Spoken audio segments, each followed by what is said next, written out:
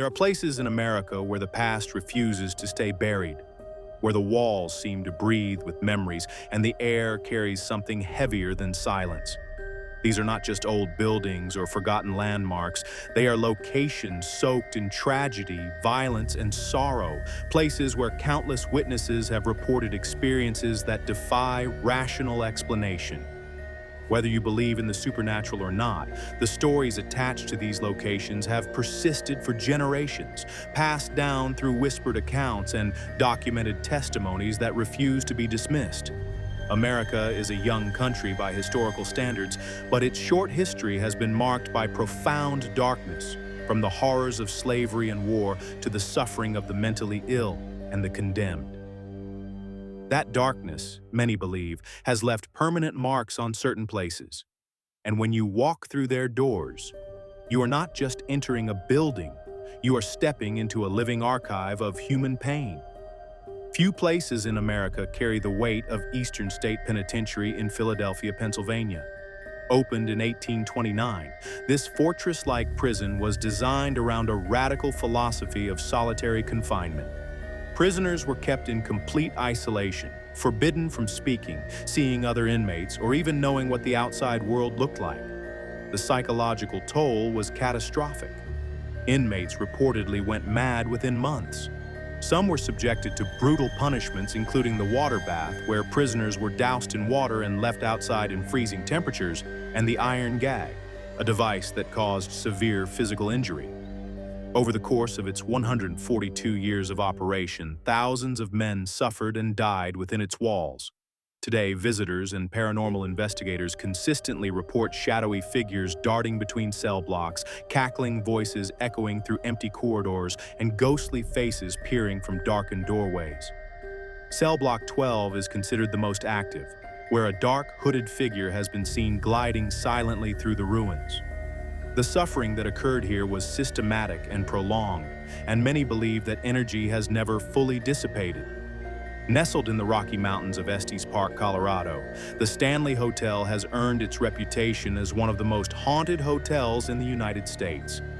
Built in 1909 by Freeland Oscar Stanley, the hotel became famous when author Stephen King stayed in room 217 and was so disturbed by his experience that he wrote The Shining, his iconic horror novel, inspired by the property. Guests staying in room 217 frequently report their luggage being unpacked by unseen hands and lights flickering without cause. The fourth floor, once used as a ballroom, is said to be filled with the laughter and music of ghostly children who play through the night. The concert hall has reportedly produced piano music with no living musician present. Staff members have grown so accustomed to unexplained occurrences that many treat them as routine.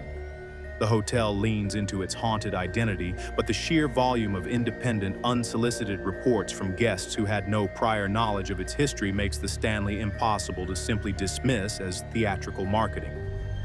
In San Jose, California, stands one of the most architecturally bizarre structures ever built on American soil. The Winchester Mystery House was the lifelong obsession of Sarah Winchester, widow of William Wirt Winchester, heir to the Winchester Repeating Arms Company fortune. After the deaths of her husband and infant daughter, Sarah reportedly consulted a medium who told her she was being haunted by the victims of Winchester rifles. To appease these spirits, she was instructed to build continuously, never stopping construction. For 38 years, from 1884 until her death in 1922, construction never ceased.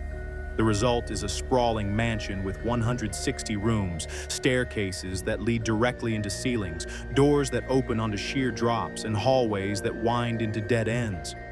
Sarah reportedly held nightly seances in a specially designed blue room to communicate with spirits and receive architectural instructions.